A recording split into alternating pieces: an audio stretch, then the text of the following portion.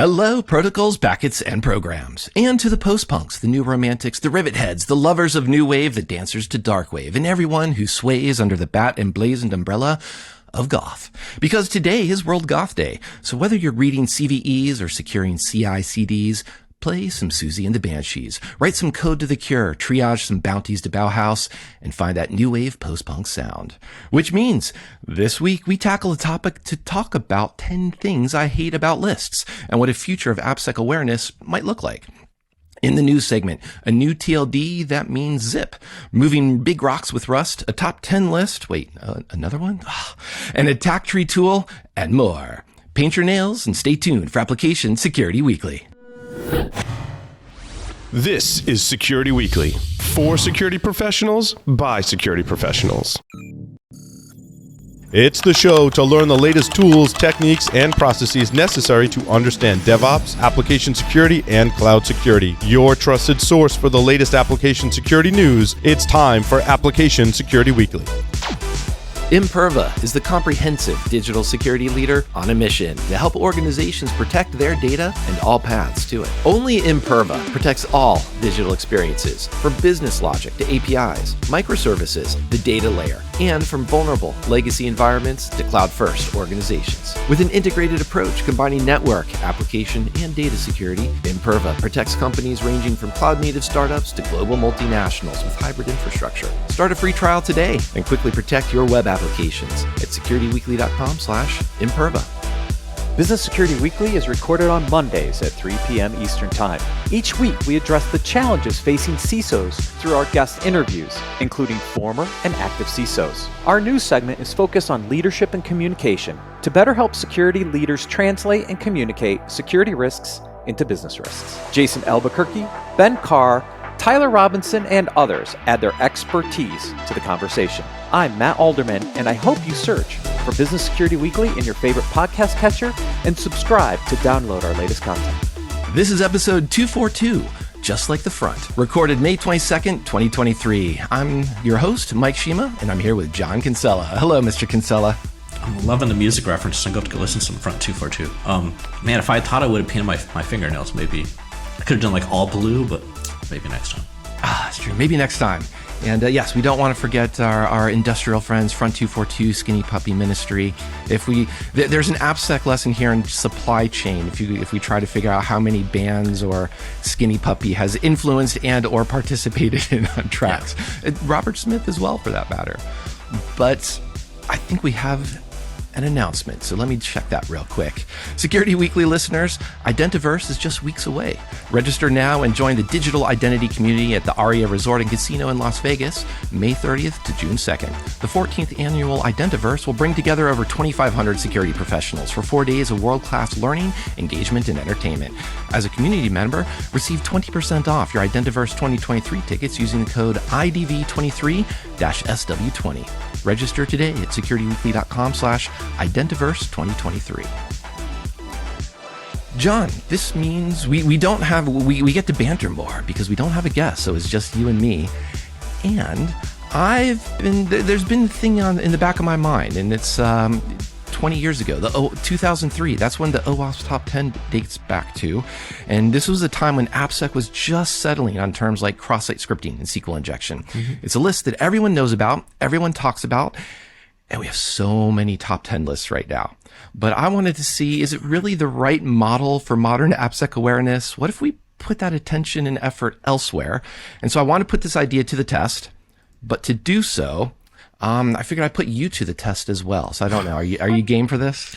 Oh, sure. Let's see what happens. All right, let's see what happens. Well, we'll warm you up. You like the music references. And in episode 233, you mentioned having Depeche Mode's Violator on CD. Yes. Which of these tracks is on that album? New Life, Enjoy the Silence, Strange Love, or Master and Servant? Enjoy the Silence. Enjoy the silence, indeed. And there's a theme here. Words are very unnecessary. They can only do harm. I love that lyric. And maybe some top 10 lists are unnecessary. Let's find out. A couple more trivia questions here to set the stage for us. So, when did buffer overflow first appear on the OWASP Top 10? It wasn't in the original one? There you go. It was indeed 2003. But then what year did it disappear? Ooh.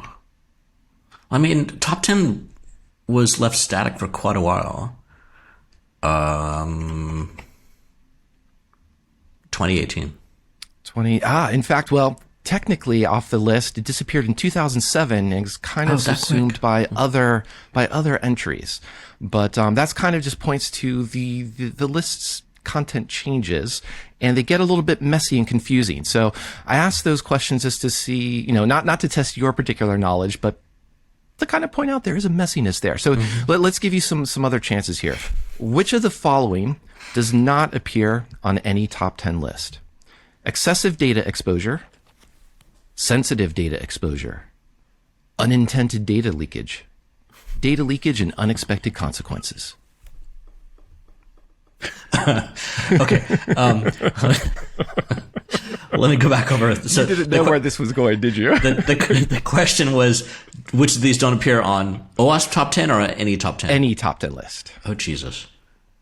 I still like the sound of the first one, so I'm going to stick with that. Was unexpected data exposure? The first one was excessive. Excessive. No. I know. I'm going to go with that one. Go with that one? For $500. That was the API top 10 list, in fact. And this was, you're going to hate me for this episode because it was, in fact, a trick question. All four of those do and show up on the API security, OWASP top 10, the original, mobile, and the low code, no code one. So, part of the problem with this, I did go through these lists before we started recording, but they're all so similar that and they all have that little bit of vagueness to them, as you're saying, that you could probably throw this into ChatGPT and come up with the new top 10 lists, and it's going to have something which sounds just close enough that I'm going to be like, I've seen that before. Exactly. And so here, let's try this again. So because there is a lot of this, not ambiguity, but cut and paste. So we just talked about, excessive data exposure. So speaking of data protection, which of these does not apply to cryptography according to top 10 lists? So again, we're talking about all the top 10 lists. Cryptography, is it broken, insufficient, insecure use of, or unacceptable? Unacceptable. Unacceptable. That is correct. But improper cryptography usage does appear on the desktop application security risks, which was a new one to me. I didn't know about that particular one. And the reason on that one, the third one you listed, there's I can't remember which list, but they have a few of those insecure. And there's something about how that list is put together that it's just one of them was insecure authentication. I'm like, or insecure authorization. And just the way it's written is what is that? Are you saying there's a problem with is the authentication not actually done right? Or is it done in an insecure way? There's something that use of words just sort of bugged me. So that one, I don't want to say trigger me. I'm glad you're picking up on that, because a lot of these lists, and we'll get into this after we torture John a bit more, but a lot of these lists is about communication and clarity about, what do you mean? What are we trying to convey? And we do want to nitpick up perhaps a little bit, or have some attention to detail here, especially for talking to developers, because if you, John, were just getting a little bit confused or it doesn't sound right about that authorization, we do need clarity on what the problem is, what to fix. So here's something that is, let's do another one about data security here. If you were to protect data everywhere, which list would you be following? There's one, it's privacy and data privacy, and there's a second part to the name, I can't remember it. There is. You're thinking perhaps there's a data security top 10. However, the repo exists, but there's been no activity on it. There is, however, a top 10 privacy risks that came out in 2014 and 2022. It's being updated. But this one is the OWASP proactive controls from 2018. So once again, we don't have a list of risks. We have a list of proactive controls, but there's 10 of them. All right, let's see. Let's do maybe one more and see just how much we can torture poor John. Across the years of the OWASP top 10, so just the top 10 this time, which of these is not broken? Access control, account and session management, authentication and session management, or redirects and forwards? The question was, which of these is not Is considered not broken, broken? as the list describes. All of those are broken. They are, but unfortunately, redirects and forwards are just unvalidated. So that's the issue with that one. So yeah, so I know we've made John, for those of you who are just listening to audio, he's rolled his eyes more than once because we've tortured him with these questions. I set them up. I set the questions up, not John up, to highlight some of these themes about communication, clarity. There's so much repetition. John, I think you had an observation about these lists. As I'm going through those, what are some, clearly I'm hitting on some pet peeves of my own, but maybe we talk about some pet peeves of top 10 lists or ways that you've seen them being perhaps less useful that we want to highlight. Yeah. And I want to throw a disclaimer in here. We're not picking an OWASP. And we've got a few other ones we're going to talk about over the next, 30 minutes or so. We're not here to pick on people. There's a reason these things are out there, so we'll probably talk about that as well. Right. But at the same time, I think what obviously is sort of, it's not just grading on Mike and myself. We're hearing other folks in the industry talk about this too, which is like, you can't have 10,000 of these. I mean, you shouldn't be.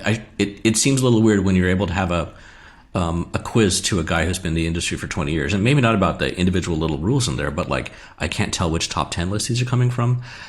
It's sort of, it has a smell to it, right? So yeah, I mean, I think we were joking before we started recording. One of the things I'm referring to this episode is the Control-C, Control-V episode, because like yes. All these lists are almost all the same. And I get, you can imagine, you guys have heard me do this before. I'm sort of trying to empathize and get in position that people are creating these. So I can imagine either a product manager saying, hey, we need a top 10 either for our product or for our industry segment so we can do a blog on it, or for our security tool so we can say we actually scan for these things, or there's different reasons you need these, or maybe some sort of you need to do training for your developers. So let's come up with the top 10 things we want to train them on, or have them not do. So I get it. But at the end of the day, when there's not really anything unique about them in many, many ways, and we're working on some things we might put up on GitHub later, we're both working on a list of lists. And then also I want to do like a matrix of like, which are different, which have which controls. And it would have been a lot easier next time someone quizzes me like this. But yeah, I think that the intention is there. It's when OWASP started, it was an amazing thing. But the question then is like, okay, and one of them, it was in sorry, I do have a bunch of tabs here, in the update from the 2017 to the 2021 update of top 10, OWASP top 10. One of the ones, I think it was in this list. Yeah, I'm outlisted. Anyways, in one of these, there was objects that are out of date. And I had a bit of a snigger when that's one of the items in the top 10 list itself, because the top 10 list, it doesn't feel out of date, but it's like, how do you, I think there's two problems. One is we've got all these lists, and then the second problem is these lists aren't really changing that much, because as we've said on this show, we've knocked off one or two things like XSS, but like for a large part, these lists are the same things we've been trying to get people to do for the last 20 years. They seem familiar. Yeah. Yeah, and I think to your point too, indeed, and part of the reason we're having fun with John, who's being a good sport about answering this on a recording, is because we're trying to be introspective here as well, in the sense of we have both paid attention to the top 10, we've used it, we've talked about it, and we don't just want to say everything sucks and then walk away. We want to say, well, what would we replace it with? What would we do differently? To your point about a lot of the Control-C, Control-V, there's an OWASP serverless top 10. Now, this one's particularly interesting because it doesn't actually introduce a new top 10 list. It just says, here's how you interpret the OWASP top 10 for lambdas, for serverless, for serverless implementation. And that to me is starting to get a bit more useful, because it's saying we're just going to carve out this particular area and be more specific, so something can be actionable by the developers working in, function as a service area. So I like that direction, but it's definitely not alone, since there is so much of things that are broken, things that are insecure, as well as just a lot of the lists, at least 5 of them, have security misconfiguration. And that's one of those areas that becomes so generic. What do you do about it? It's like, it's similar to the outdated. And that gets me in the point of, I'm going to pull in my other pet peeves about secure defaults. Why do we talk all the effort talking about hardening guides and talking about secure misconfigurations? What if we went in and said, here's what the secure default is out of the box for this software stack, and or create linters to point out this is a problem, this is not a default, it should be secure. I think. So I want to try and sum up a little better, at least my thoughts on why these things are annoying to me. And I mean the prevalation of these, not so much like that they exist, is applications, writing software. I think we have picked out as a community, these are the top 10 things you want to look at. And maybe that's going to change over time, great. But that top 10 list, I don't think, if you're writing software, these are things you need to check of. And I think that the original list has been done in a decent enough way that the topics are, that they translate from the software technology, whether that is serverless or containers or mobile or cloud or, I don't know, mainframe or, I think those same concepts of like, take care of input and output, take care of logging, encrypts data, security configuration, if you want to put that on there, fine. But, there's those type of things map across. So I would much rather see what you just said, where someone says, hey, this is how we interpret, this is how we feel that top 10 should be used with our particular technology, versus coming up with a separate list. And now, because what happens also, and you actually mentioned already, is now you have to have people who are cognizant and have security experience to stay around and keep that list updated. Because I'll say for myself, like I tend to float in and out of open source projects as depending on either where I'm working or what I'm working on or where my interests are. So if I help with a top 10 list and, suddenly me or whoever else security people, we disappear, there's a list there that's now not being updated. So at some point you're going to be like, well, somebody's updated. You got to go and find folks again. Versus if you're just saying, hey, there's a list that we're going to look at. This is our take on that list, or this is how we interpret it. I think that's going to age better, my guess. But yeah, I don't know. We had a few more lists on top of what Mike had, all the OWASP ones. There's one we have from Istio. There's one from Kubernetes also. And it's like at that point, you're now talking about a different, the infrastructure is different. So that to me seems like there's a little more value in having that top 10 list, right? For Kubernetes, it's talking more about the payloads and the workloads and things like that. And you found the Docker one, which I still haven't looked at yet. But yeah, these things we can probably spend. Anyways, keep going. Yeah, no, I was going to say, because one of the questions was make you guess just how many OWASP top 10 projects are listed on the OWASP site. And I think there's at least 19. Several of them are not necessarily dead or just don't have they're sort of placeholders with things like Internet of Things. There's a data security, which there's also a privacy risk. There's a DevSecOps top 10. Let's see, what was another one? There's a top 10 client side security risks. There's also a thick client top 10 project. And I think I'm highlighting those just to riff off of your point there about there perhaps are some of these tech stacks in different infrastructures that do have something that's unique to them that should be highlighted as here is actually a concern that's pretty unique to Kubernetes that needs a top 10 list or needs some attention. And for me, this is where I am a fan of the OWASP cheat sheet series, for example, because the cheat sheet series are quite random. There's actually a ton of them, but they get very specific into this is a cheat sheet for this particular programming language or this particular tool, and that feels much more actionable. You could put that in front of a developer and they can say, oh, am I doing this or not? Or let me just update my linter to make sure every time we do here's a GitHub pre-commit hook that just checks to see if this pattern exists. And to me, that aspect of automating it, being able to lint for something suddenly becomes much more powerful and scalable. And it's something that now that pre-commit hook or that linter can remember, even if you, for example, as you mentioned, you go to a different company or you turn your attention elsewhere, you're playing with a new list. I'm thinking back to my consulting days. So, for those who don't know, part of the reason I'm able to talk about AppSec is I spent several years as a AppSec consultant, going into large companies and helping them with this. And in that capacity, I don't think I ever gave someone a copy of the OWASP Top 10. I'm sure I talked about it many times and all that type of thing, but I definitely was handing out copies of the cheat sheets for how to fix issues that we found in either from static analysis or pen testing, all those type of things. Or if I was teaching a class, yes, I've taught classes on these things that now I can't tell you which list that they come from. But even in those situations, we'd definitely go through OWASP Top 10. I'd give them materials around that, but still would be going back and saying, okay, here's a cheat sheet if you actually need to fix something. Because what you see with some of these, even, us going through these, and again, I know how these work. I'm not trying to cast blame on folks. But I think one of my favorites from this morning, the mobile top 10 project on GitHub, if you click on any of the top 10 items in there, they go to 404s. So, and and my point isn't that, they're not updating it or what that type of thing is. When you look at a lot of these lists, unless it's that major one that's had a lot of work put into it, it takes a bit of time just to wrap your head around, okay, what am I looking at here? Some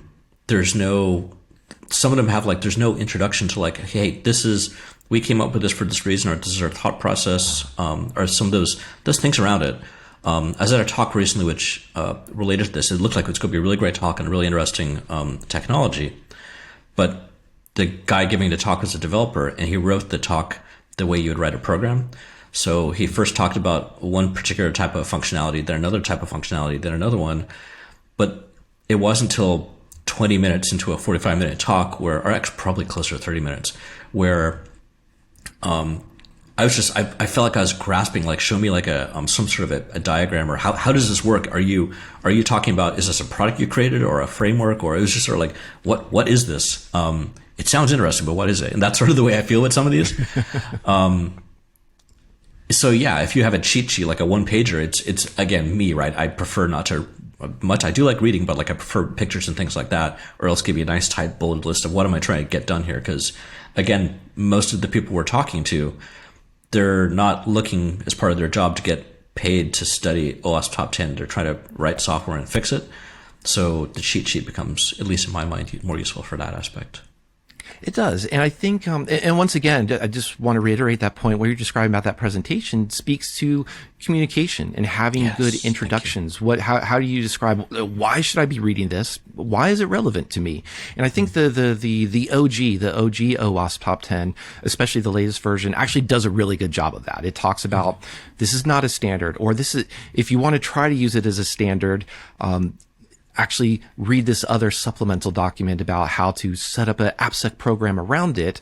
And I'm using that to mention there's also some of these items are kind of a mix of technology, meaning here's a design or implementation, but there's also aspects of process within them as well. And one really, I think, obvious one is there's a more the control C, control V is the insufficient logging and monitoring, or it's been improper logging and monitoring, or ineffective logging and monitoring. But rather than belabor that point, the other point is about the monitoring aspect. And that's, so I'll go with that in a second, but John, you had a comment. Really quick point on that. I part of me wonders if so there's two reasons you'd copy and paste something from one list to another like that, right? One is you're like, okay, we know we need this, just drop it on there. I think one of the other potential reasons there is, again, these lists are usually written by security folks, maybe some development experience, but they're usually not written by developers or people actually who put their head into it completely. So I wonder if part of the reason we see some of that replication is we know we need something like that logging thing over on this list, but we're not quite sure what that means in this particular language. And it could be partially, I'm not trying to cast doubt on people, but the other reason it could be we want to leave it generic enough so that it's up for the developer to implement, to figure out how to implement it. But that's the last thing the developer wants. Or give me A, B, C, D. Yes. But anyways, that's. Yeah, no, I think too, you're kind of describing there. One of the things that I always prefer in lists is more about, not to be overly prescriptive, thou shalt do this and only this, but the idea that here's a list of things to avoid. Don't do these mistakes, which is fine. But once you're done with don't do these mistakes, you still have a little bit of crickets about, okay, well, what am I supposed to do? And in this case, you also need security. I just was scrolling through a security logging and monitoring failures. So it's also interesting just to see how this changes language, which I'm a fan of, clarifying things, playing with language to see, are you getting your point across? But the other point I wanted to make here was ASVS. So I am a fan of the ASVS standard. We even had, we talked about it in which episode was it? I had to scroll through my links. 232 with Josh Grossman. And the ASVS ties more into that aspect of the process of development, in addition to a checklist of check your authentication mechanisms for this, check your authorization mechanisms for this. It's more of how do you do this in a sustainable manner. So I do want to highlight, for as much as we're talking about proliferation of top 10 lists, OWASP does have some of those, to me, that I really like, cheat sheets and ASVS. Yeah. I go in a slightly different direction. I think ASVS is super useful. I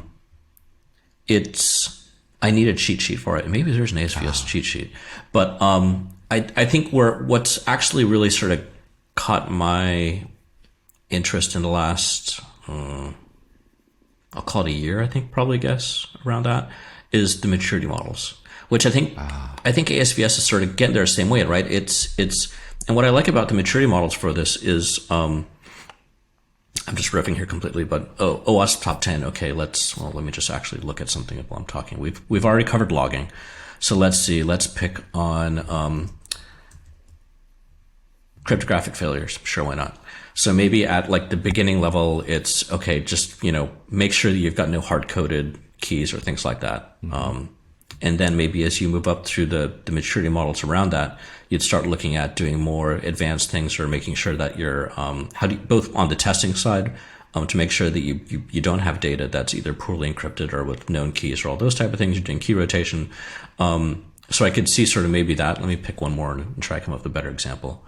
Identification and authentication failures. So again, the same thing. To me, that's going to be two aspects. One is, are we going to let someone keep brute forcing that username and password combos? So how do we actually detect that in code and maybe, at least log at that, like for like the first level of maturity?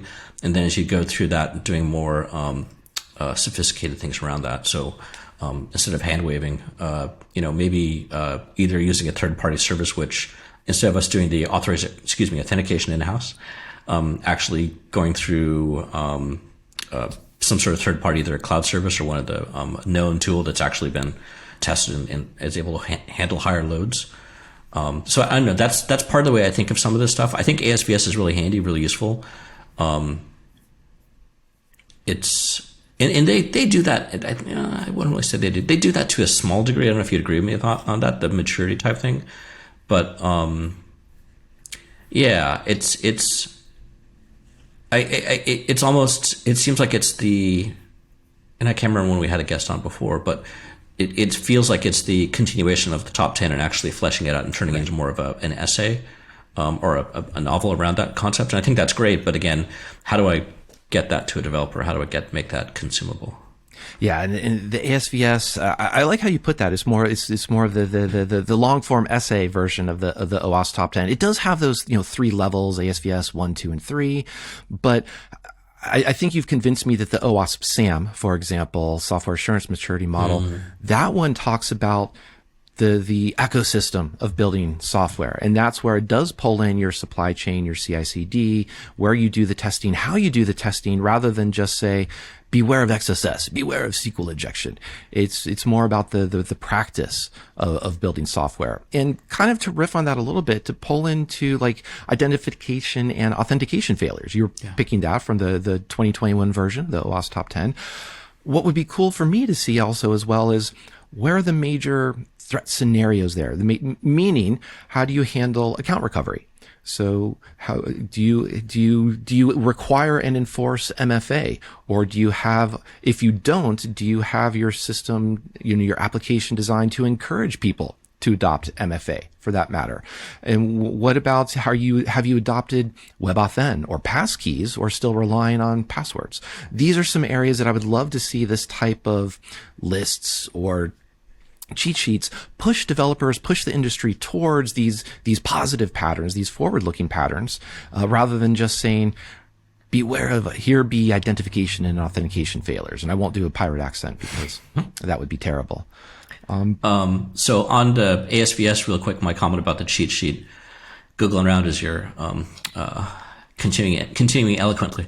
They have a mapping. I would call it a mapping. They call it ASVS index if folks want to Google that. And what they're doing is for each of the points through ASVS, if there's an existing cheat sheet, they've got that listed. So for V1.1 secure software development lifecycle requirements, they've got links to the threat modeling cheat sheet, the abuse case cheat sheet, and the attack surface analysis cheat sheet. So it's a cheat sheet of cheat sheets, but better than nothing, I guess. Better than nothing. Well, John, let's say someone comes to you and they say, we want to create a new top 10 list for topic X, for technology X.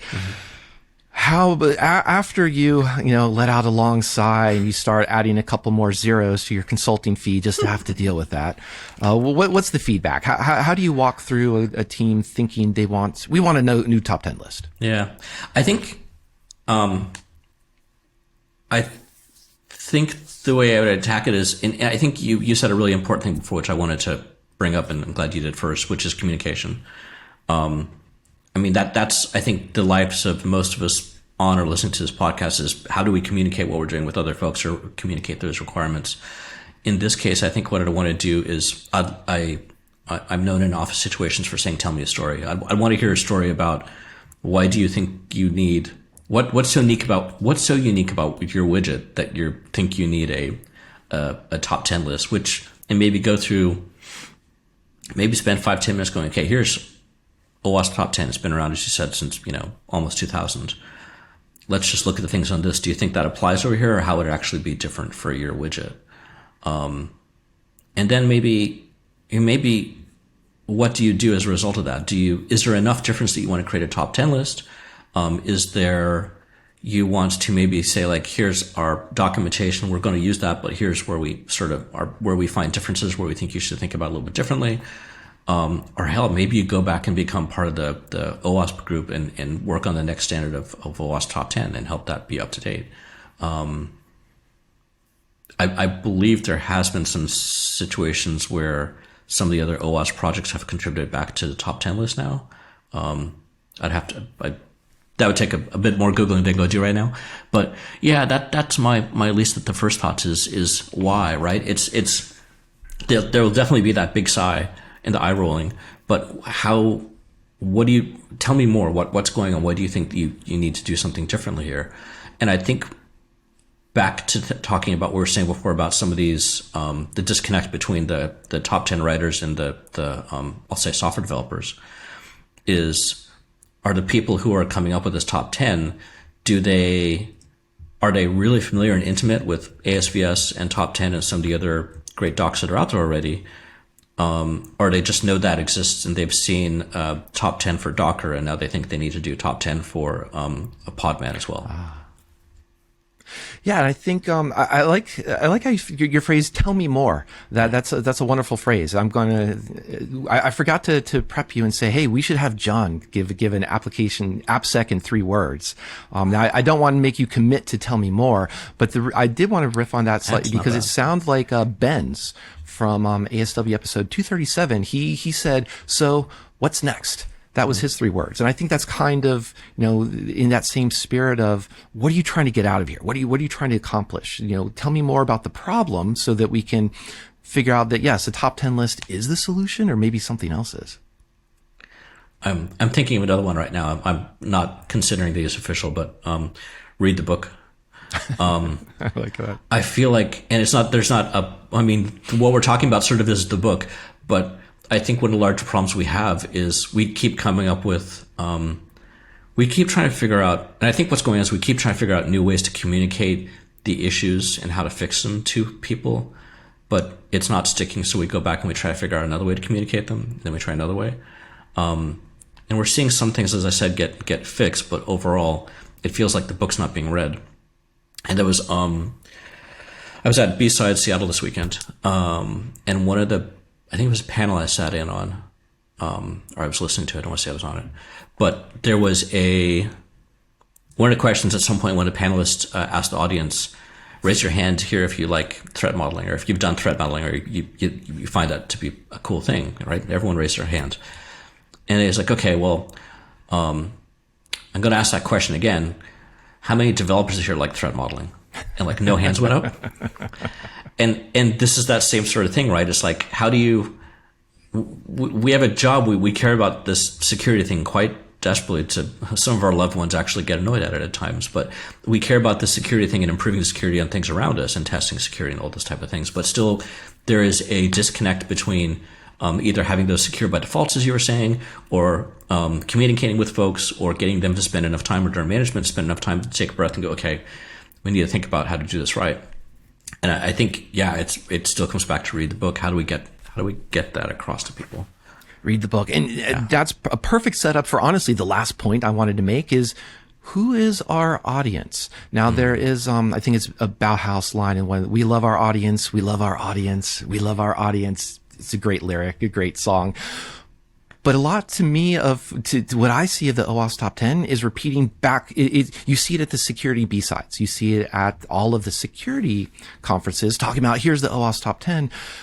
What would it look like if we presented it to developers specifically? How would you present this to developers? And I think that's kind of the thought exercise I want to leave with listeners, is in the sense of, rather than an AppSec awareness for AppSec faults, what would you create a top 10 list or something similar to that? And you're going to present it at a developer conference. How would you tell that story? How would you, rather than 30 minutes in, but in the first 3 minutes, set up, here's what the problem is. Here's how it applies to you because you're working on this language, this infrastructure, this type of designs. That's the parting words I wanted to leave here.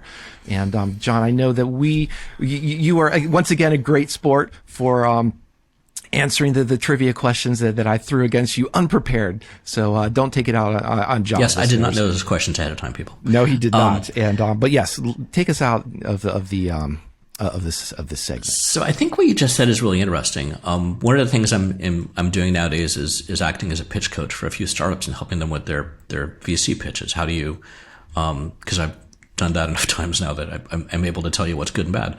And I'm saying that, because it's sort of the same thing. Anytime you have something important that you're, if you're a startup founder pitching an investor, you're trying to get cash. If you're a security person trying to really pitch a developer or a development team, you're trying to get them to improve how they're doing things, right? You're trying to come to a point together. And I think it is sort of what you just said there, that how do you, in those first few minutes, say like, hey, it's not, I'm here from security. I'm from security. I'm here to help. It's how do we, I'm trying to make your job easier. I'm trying to, Yes. I used to love starting off talks, classes saying like, I want you to think like a hacker, right? And we've had other guests on here say that before, but it's like, how do you sort of titillate people and say, hey, this is going to be fun and interesting, and we're going to make this better overall. Not coming to me and say, hey, John, let's talk about, cryptography for the next hour. Cause I'll be like, that was a snore, or attempted a snore for those just listening. But yeah, right. It's all this type of stuff we're talking about. The reason the top 10 list was created was, besides just to document 10 things, but like it just form that initial platform. How do we communicate these things to other folks in a repeatable way? Yeah, I think, and I think the question is really interesting as we're about to go into the news here, what people should be thinking about as we talk through news stories. Again, it's one thing for us nerds to talk back and forth about, like, one of the ones I've got is Intel going towards a 64-bit CPU and dropping to 32-bit, instructions.